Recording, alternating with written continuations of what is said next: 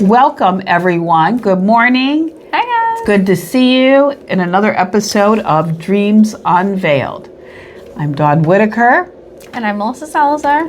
And we are your hosts for today's episode, dream episode.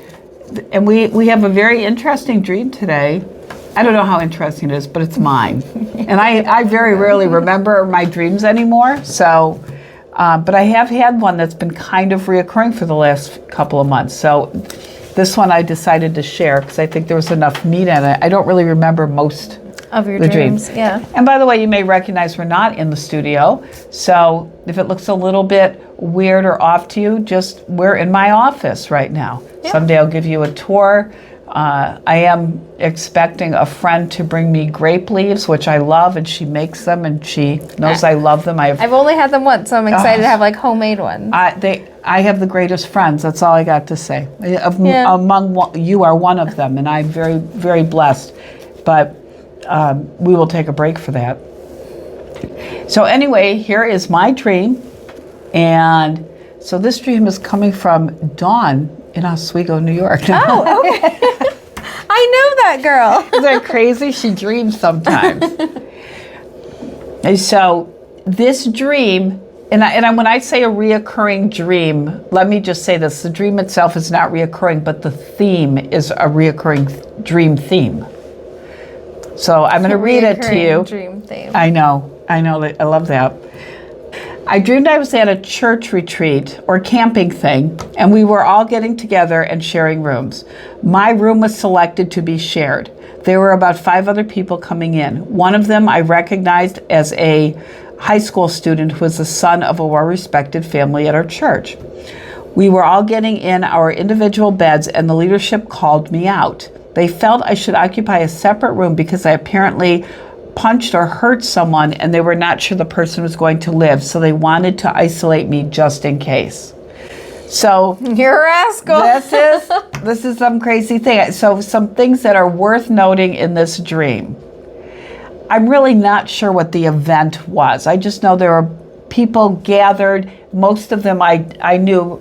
We talked about the clear cognizance that I knew in the dream state that these were people from my church or people that I knew through church. And my room it looked like it was in a cabin and there were multiple rooms there, but for some reason this was almost like my house room. This was my room. Right, you felt But I'm opening it up for other people to come in. And people I did not necessarily know well, but I was not the only one selected. I had that sense. I just did not know of it. I just know my room was one of the rooms that was chosen to be for a group. And the idea, I think, was for us to be collaborative and get together and, and spend that kind of time together. So there's that key. And here's the other thing. In the dream, up until I was told that I had to leave my room and go sleep somewhere else, I did not know that I hit anybody or hurt. I'm not even sure exactly how I did it, what I did. But you were told Yes, I was told that I had hurt someone and they didn't know if they were going to live. So that was just kind of a weird thing. I don't remember feeling anything about that in the dream either. Isn't that weird? Like, you just got told that and you're like, all right. Yeah, I just grabbed my stuff and I went. I know I was bothered by it, but I don't remember feeling extremely upset or distressed about it. So this is the dream. So let's talk about all the symbolism in this little teeny dream. And there's a lot of symbolism. There's a lot going on in this little dream. I love that. So the idea that it was people at church, I think, is a big thing because it talks to spiritual connection. It talks to a primary community in my life, fellowship, all of that. I think that really is important. And it also, because it is a church thing, there's also a certain structure. In other words, it's not necessarily a casual activity, that Right. there's a certain structure to expected fellowship and friendship through church. So I think that structure, and what I want you to think about it more as boundaries or parameters, right? Right. So I think that's a big symbol right off the bat. The idea that my room was selected, and it was then almost like it share was your my room. house. Everyone had to be in your room. Yeah. Well, actually, 5 or 6 people were in my room. And there were a whole bunch of different beds all around. Didn't matter, like the composition of the room wasn't like there were just women or anything. We're just Yeah. all hanging out on beds, just talking to each other and stuff. So that... Why am I like picturing like an orphanage? Like I when I know. think of like, come on into like Dawn's orphanage. the grown-up orphanage. Right. That might... But I feel like that's a very you thing though. I know. You're right. In a weird room, I can absolutely feel that way. So now we have the structure of this church thing, but the idea that I have a room here and everybody's kind of coming in and there, and I didn't pick who came in. They were assigned to my room by the leadership. And so here in the structure exists this place where they're in my room. It really goes to show I don't have really great boundaries in this, right? I'm not operating with boundaries at all. I'm just, whatever, just come in. I really did. I feel like I had a bit of a whatever attitude in the dream. I don't remember feeling emotionally much of anything. And I'm going to be honest with you.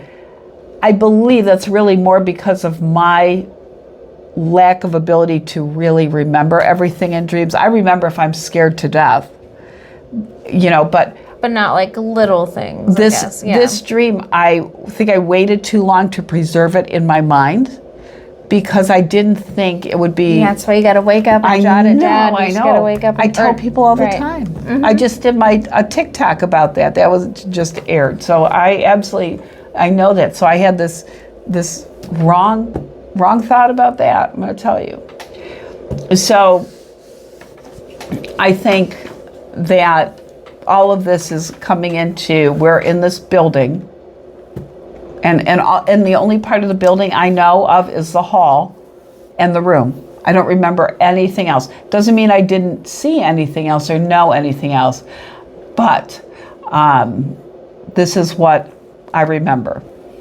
So here is this room now, and everyone's coming in. I don't have really good boundaries or ability to set boundaries in this situation. And, if we really think about it, what this really is about me being very exposed, right? This is my person. It's a bedroom. My bedrooms and dreams symbolize an intimate space. Yeah. And I am just having random people in our church come in. And I only recognized one person, and that was a young man who was part of a very respected family in our church.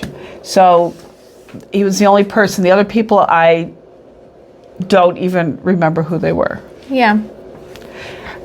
So here I am now. And by the way, I'm not the one sleeping in my bed either. I have another bed in there.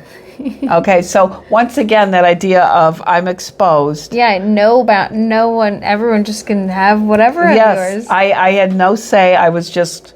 But also, you didn't have like a bad feeling about it either. No. You weren't like angry about it. You're just like, we're just all going to be in here. Yes. We're all just here. I actually really thought nothing about it. That's a very good point. So there's nothing like negative, but there's, I didn't feel like I was even being pushed out or around or anything. You were more of just like welcoming and just like we're all hanging out. That's right. And that's exactly what it looked like. So some of the things right off the bat, the young man that was in the dream probably represented that maybe I am comparing myself or feeling I'm not measuring up to the people around me, because he did come from a very respected family and all of that. So and when I say I'm having theme dreams, for the last couple of months, I think I've been having a whole lot of themes in my dreams about not measuring up, or my friends not wanting to be around me. Expectations. I'm not meeting people's expectations. In other words, I feel like I'm being a bad friend. And I think this has something, this dream is part of that theme. Right. I don't think you're like a bad friend. You just don't have time to be a friend. Yes, and I agree. And right now I have a lot of things going on. I am making some big changes to my counseling practice. And I have a couple of exciting people changes. They're exciting, but they're a lot of work, and it really is a rebranding of my practice that was just me, myself, and I, and now it's Becky, Jean, and Daun, and that's a very big change. And it went from just Daun Whittaker, and now it is Daun Whittaker and Friends. Yeah, and it's Cornerstone Counseling and Healing Center, PLLC. Which is, that by itself, that paperwork was kind of, I've never done a PLLC. That's a little different than an LLC. So there's a whole lot of changes. So forms have to all be redone and everything. And here's the other thing. It's coming at a time where I get my therapy. In other words, the weather has been good. I want to be outside. I don't want to be inside. We only have a short amount of time to be outside. We have 6 weeks of bad skiing in Oswego, New York, just so we're all clear about our weather. And I have many gardens. I love spending time with them. My back porch overlooking my gardens is my sanctuary. It's a very peaceful place. Maybe we'll do one of these in my backyard by my garden. Wouldn't that be great? I think it'd be fun. So I think that all has a lot to do with it, is I really have this feeling that I'm not meeting people's expectations. I'm not being a good friend because I'm so immersed in doing all of this. They actually had to take time off just to balance work and home life, taking care of, planting things and getting my gardens ready and all of these things because they're all important to me. And my friends are very important to me. But so this would be about beginning of May, maybe in April, when I normally start the process of, getting the outside ready. I started to have these dreams. And I think it is because I feel like I'm falling short as a friend. Just having the balance of having work, summertime, family time, home time, you have animals, that's a lot. It's a lot to juggle. It is. But I mean, as an adult, I feel like, having friendships, I watch my daughter have friendships and they're like always together. And I feel like, it's because you're at school all day. Then you have like sports. So you are together, Yep. And then like maybe you'll have like, on a weekend, you'll get to see each other. So that's like 6 days a week, and as like you get older where you start like having like jobs and you start doing things, like friendships aren't like the same. You don't see people all the time. So like my best friend is like in Texas and like I see her maybe like once a year, but like it's just like jumping right back in it. I feel like your friends are probably fine. They probably are like, I'm sure see us when you can see us, but you feel like it's more, one-sided, like you really enjoy their friendship, but you don't feel like you're maybe giving enough to their and I think there's some core there's some core beliefs that I have, because going through elementary school and so forth, I was very picked on and had a lot of issues in school with other kids. And so I think punching, Daun? No, I actually was not. Nope. I was a very, I wanted to be everybody's friend. I really did. I really loved being around people. I was very extroverted and really enjoyed people.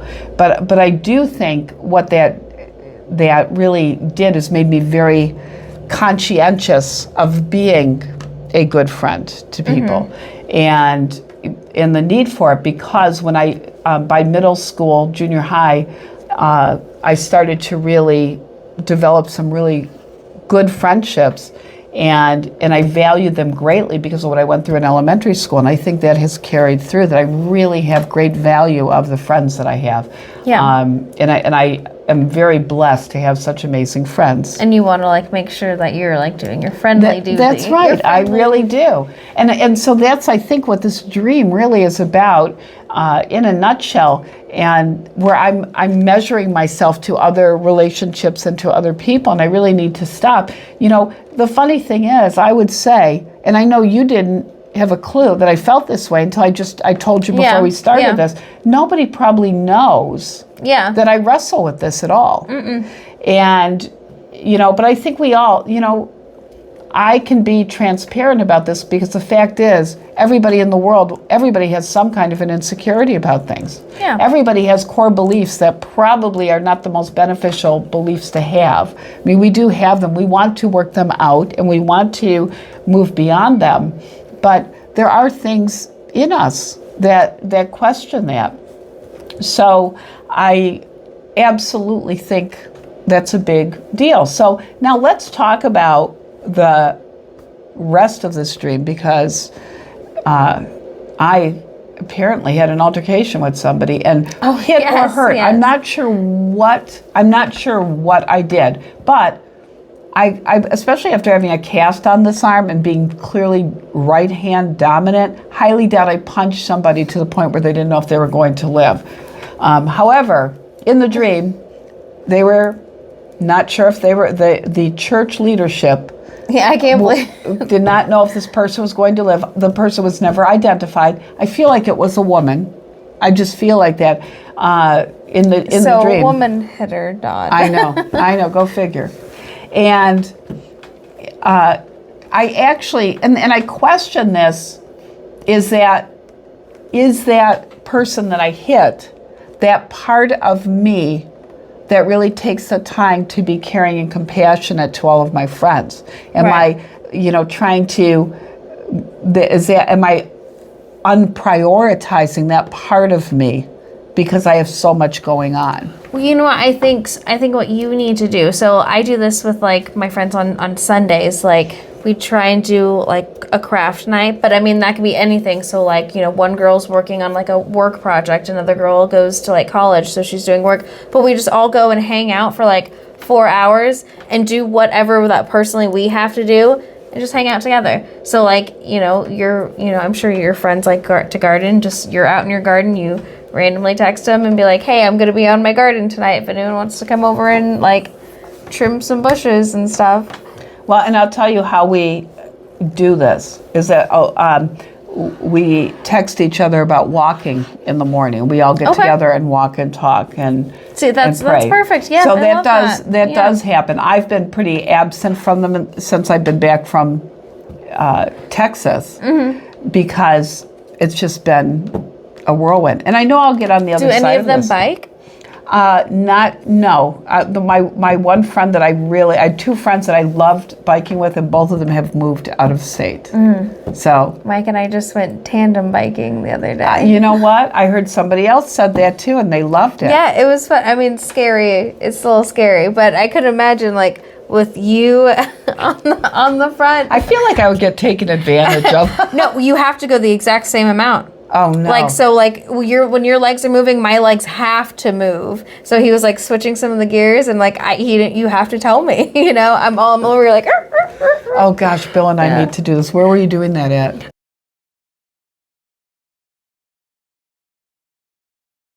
We went from like Oswego City Hall down to Bev's and Rudy's and back, so it's like 6.5 miles. Where'd you get the bike?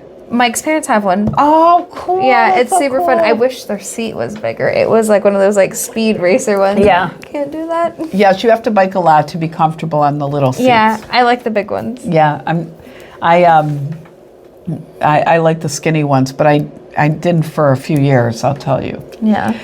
So anyway, even with all of that happening, this is still on my mind, that I'm not giving enough of myself to the people I care about. Yeah. So and even. But that's a sweet little thing. I know. That's a sweet thing. I know. I appreciate that.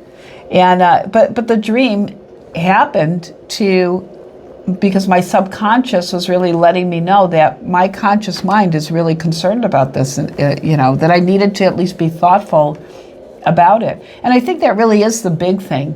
I think my conscious mind, and I have a very protective subconscious mind. I will say my subconscious mind is very protective. But I think my mind is saying, don't take these people for granted. Right. And that really is kind of the whole gist of it, is don't take the people you care about for granted. Mm-hmm. And I think that's really why I'm getting these little warning dreams when I start, because it's easy for me to pull away. I have no trouble. I love being by myself. I do. I enjoy my time by myself. And I used to be, I told you I was a 100% extrovert, but I think counseling for so many years that what that's done is make me really appreciate my time by myself. It really has. Oh, Dawn, that's Because I don't, and it's not, I love counseling. I absolutely love counseling, but I'm constantly around people. Yeah. So I enjoy that time. And I think it's very easy for me to fall into isolating myself for it. But so the idea that, you know, that I'm like killing off this part of me or trying to to push that part away from me, and the leadership is trying to isolate me as a result, then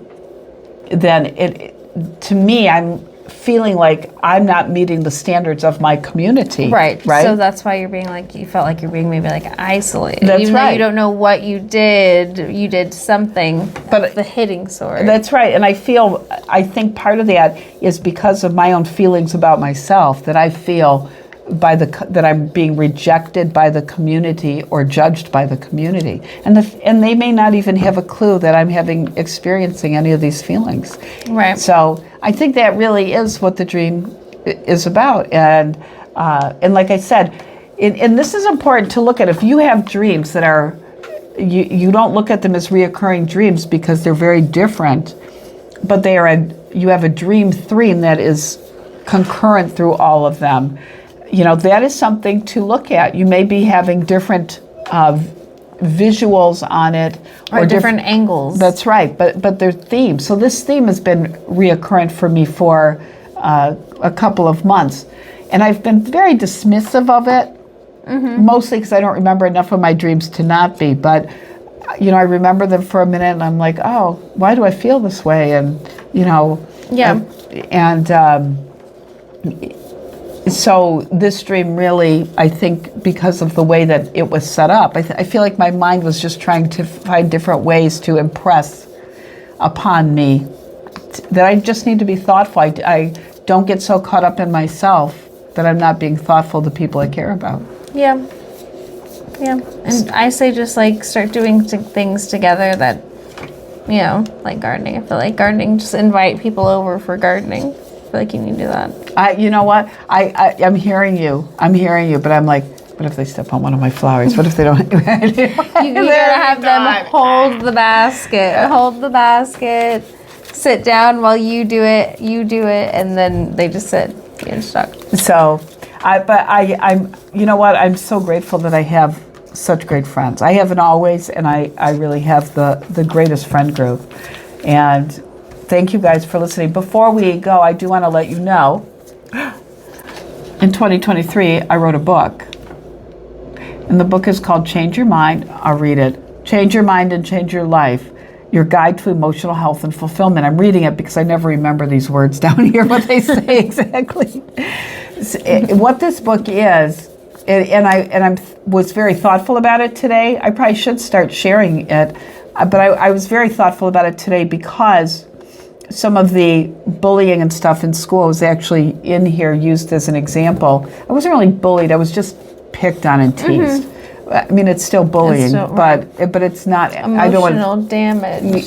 And so, and back then we didn't tell people things like that. Like I didn't run home and tell my parents. I did not have parents that I could tell that stuff to. Yeah. That was just me, myself, and I. I didn't discuss it with anybody, and I don't know if that was good or bad. I never really considered it, but I got through it and I'm okay. Anyway, what this book is about is where clinical counseling meets biblical work. Mm-hmm. So it talks about anxiety and depression and prioritizing and outcomes and all kinds of things that are part of our day-to-day life that can really enhance our lives, or the lack of it may really be hurting the quality of our life. And how to develop some of those things. So it's a little bit social stuff, a little bit psychological, a little bit spiritual. So it's pretty much things that I found that have worked in counseling. And so I encourage anybody, it's available on my website, daunw.com. And there is a link, it says buy stuff. And you can check that out. There's also on the homepage a video about the book and the book itself. But if you're interested, feel free to buy a copy. If you read it and like it, give it to your friends or buy them a copy. And right now I'm not selling it on Amazon yet. That'll probably be in a week or two. But right now it is available on my website. So I invite you to read it and let me know what you think. And don't forget to like and subscribe. And share. Sweet dreams. Bye.